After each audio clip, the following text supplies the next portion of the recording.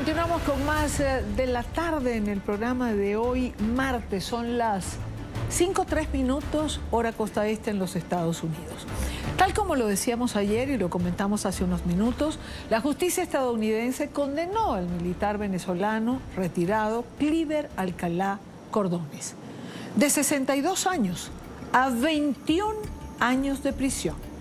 Fue acusado de hacer parte del entramado criminal del Cártel de los Soles y de suministrarle armas a las extintas FARC de Colombia. Alcalá fue uno de los militares más cercanos a Hugo Chávez Frías. Cumplirá su condena en los Estados Unidos. Quiero darle la bienvenida en esta parte del programa a Iván Simonovic, es investigador criminal, es analista de inteligencia. Escapó de Venezuela en un momento muy particular, estando detenido. Iván, bienvenido, gracias por acompañarnos, gracias por estar con nosotros. Gracias a ustedes por la invitación, un placer estar contigo. Iván, ¿se hizo justicia en el caso de Cliver Alcalá? El mejor sistema de justicia es el que no tiene espacio ni para la impunidad ni para la venganza. Se hizo justicia. En este caso, luego de tantos años y de haberse evidenciado cómo Cliver Alcalá había sido parte de una estructura muy grande de generalatos corruptos, bueno, le está tocando pues pagar por los delitos cometidos. Y fíjate que una de las cosas que decía el fiscal, que es para mí uno de los temas más importantes, por haber sido cómplice en la corrupción del mismo sistema militar, ¿no? O sea, porque más allá de haber inundado los Estados Unidos de droga, haber entregado armas a la FARC, en la acusación está haber sido cómplice de la corrupción en la Fuerza Armada. Y hoy en día, lamentablemente, una de las cosas que de verdad más nos debe preocupar, porque así venga un cambio político en el país, es ese germen que sembraron allí de la corrupción dentro de una estructura que, bueno, todos admirábamos, apreciábamos, respetábamos y queríamos. Hoy por hoy, de verdad, es todo lo contrario. ¿Es creíble, Iván, que Cliver Alcalá en su testimonio dijera que intentaron ir contra el régimen por anticonstitucional? Mira, lo que pasa es que yo creo que muchos de ellos cuando perdieron el poder se voltearon contra el régimen.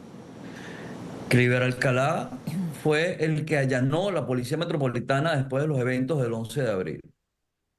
Él era una persona de confianza de Hugo Chávez. Y llegó a la Policía Metropolitana sin ningún tipo de orden, sin ningún tipo de procedimiento legal, simplemente porque él era general. No sé si era general ya o era coronel todavía, pero era del equipo, del grupetín de malandros militares, pues que hacían lo que le daba la gana, ¿no?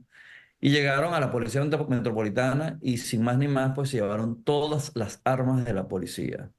Recuerdo eso porque, bueno, me tocó estar allí. No quiso hablar con nadie, no se le podía acercar nadie a él. Y todas esas preventas las perdieron, porque entonces cuando llegó Maduro, bueno, Maduro conformó su propio equipo.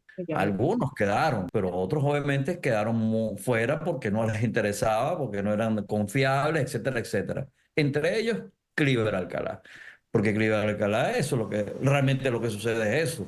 Se queda sin cargo, no forma parte del equipo de gobierno, es o sea, lo sacaron de toda el team que se dedicaba a hacer muchas cosas con Hugo Chávez.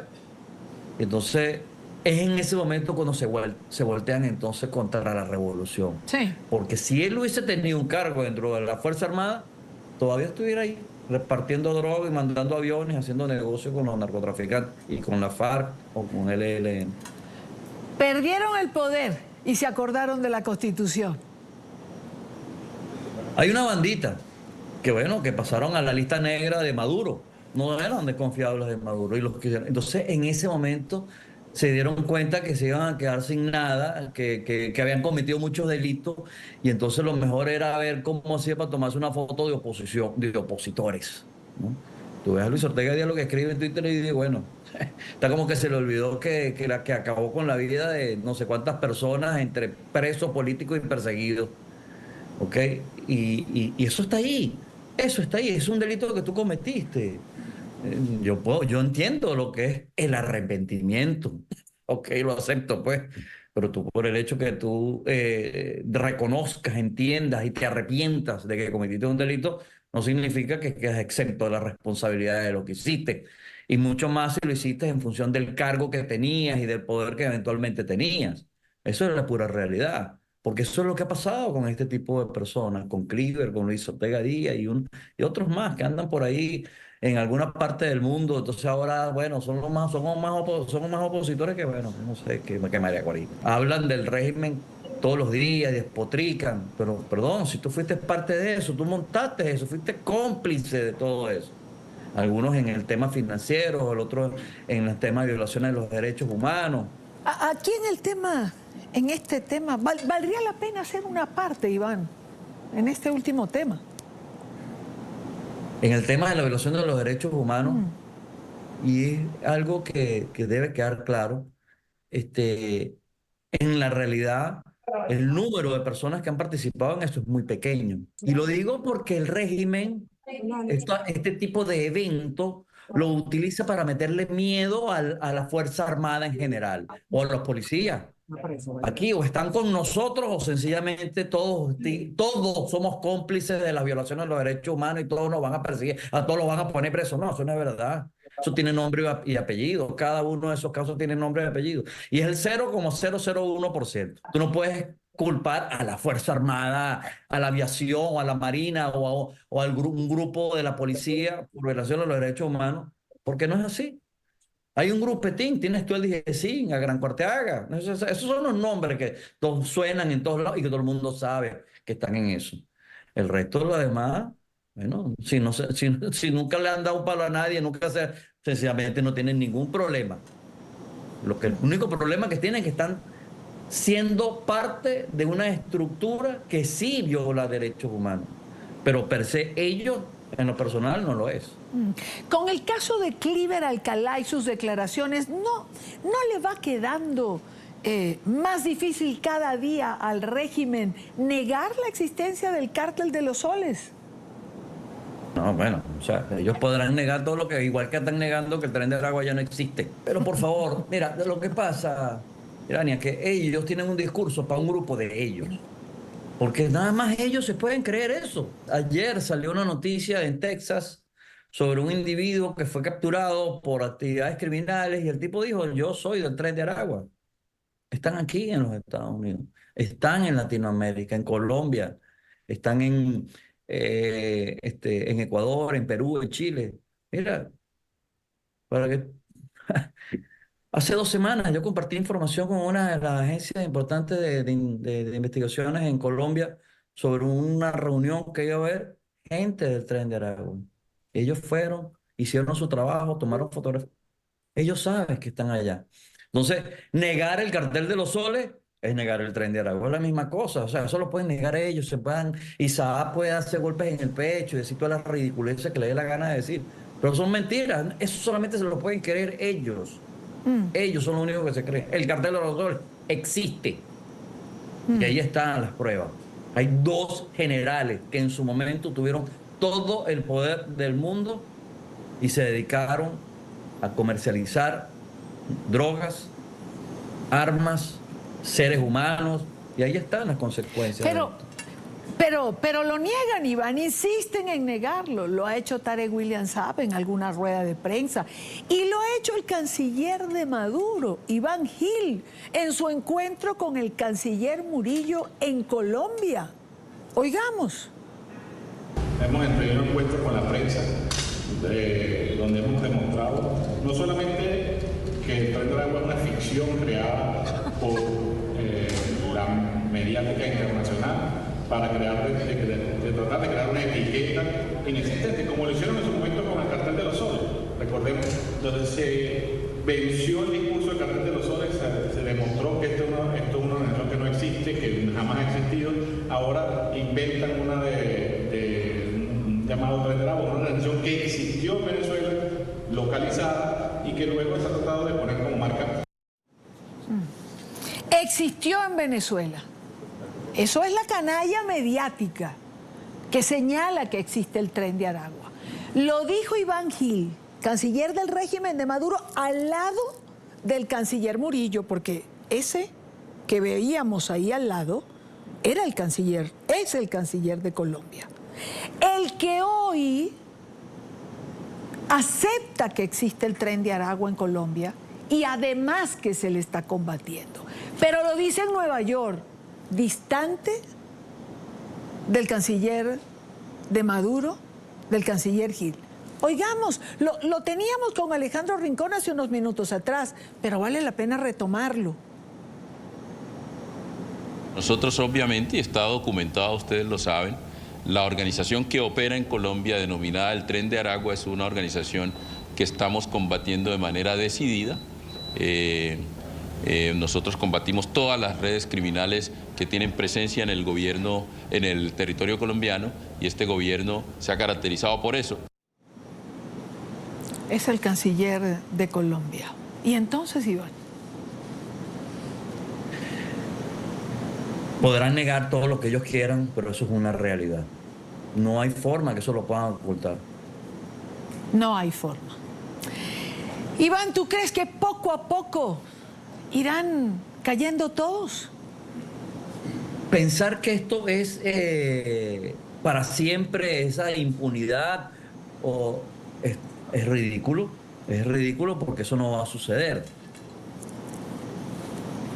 Tanto así que estas dos personas que se creían muy inteligentes y que tuvieron mucho poder, tuvieron mucho dinero, cayeron. Y como ellos irán cayendo uno tras de otro. Granco, Alexandra, ahorita goza de privilegios, tiene su policía personal que se llama DIGESIN y hacen lo que le da la gana, mandan gente para el exterior y asesinan y persiguen, etcétera. ¿Pero tú crees que eso va a durar toda la vida? No. Los alemanes, basta decir que son bien inteligentes y son personas que cometieron los nazis cometieron muchos delitos de violación a los derechos humanos. Los identificaron, los buscaron y los detuvieron. No se pudieron esconder. Y te juro que fueron bastante inteligentes porque pasaron de ser unas personas de un alto perfil a muy bajo, perdidos en un pueblo donde nadie se imaginaba quién era ese señor. Y estos señores no son así, porque Hugo Carvajal, donde quería vivir, en Madrid, en un edificio donde el único apartamento que tenía los vidrios blindados era el de él. Es decir, no saben ni siquiera cómo ocultarse. No pueden, no saben. ¿Qué tenemos por delante? ¿Qué crees tú que pasará? Aquí lo que va a suceder es que en la medida que tú colabores, en la medida que tú des un paso adelante en positivo, va a ayudar a las personas que están involucradas en estas actividades criminales. ¿Tú te imaginas cuánta información entregaron Hugo Carvajal y Cliver Alcalá? Tú los ves muy bravos y yo no voy, yo no me entrego, a mí no me agarran y no sé cuánto. Yo los quiero ver sentados con 2 o 3 agentes federales haciéndole preguntas. No es que los quiero ver, los he visto. Cambia la postura, cambia lo que dicen y entregan todo. Porque entonces ahí se acuerdan que tienen familia y empiezan a hablar de la familia. Cliver uno, ahí al finalizar, cuando fue condenado, pidió clemencia porque él tenía familia. Bueno, hubiese sido bueno decirle, bueno, igual que las 7 millones de seres humanos que han tenido que abandonar el país por algo que usted contribuyó a hacer. Iván, una última pregunta. Hoy Saab está en Venezuela, producto de una negociación que no se entiende bien, pero que ha sido una negociación directa de la administración Biden. El tiempo que Alex Saab permaneció en Estados Unidos bajo la custodia de la justicia estadounidense habló. Mira, si le entregaron Hugo Carvajal y Cliver Alcalá, ese señor está hablando desde que estaba en Cabo Verde. Desde allá está cantando, pues. Es decir, es ridículo. Una de las cosas que favorecieron para que se concretara que ese señor lo soltara, los entregaran a los venezolanos, que bueno, ya todo lo que nosotros queremos saber lo sabemos. Cómo constituyó las empresas, quiénes son los socios, cómo movían el dinero, todo eso. Hoy en estos días vi una noticia que decía que le habían quitado los cargos. A él no le han quitado ningunos cargos. Yo no sé dónde sacaron eso. Washington tendría sus razones para tomar ese tipo de decisión. No soy quien para criticar las decisiones que políticamente tome alguien en su condición de mandatario, porque considera que es beneficioso para su nación. Bueno, cada quien tiene su forma de ver las cosas. Lo que sí es que sin duda alguna, ese señor dijo lo que era y lo que no era. Quiero agradecer estos minutos a Iván Simonovic, investigador criminal, analista de inteligencia. Iván, como siempre, gracias por tu tiempo. Gracias, Elena, siempre por tu invitación. Un gran placer, que tengas bello día.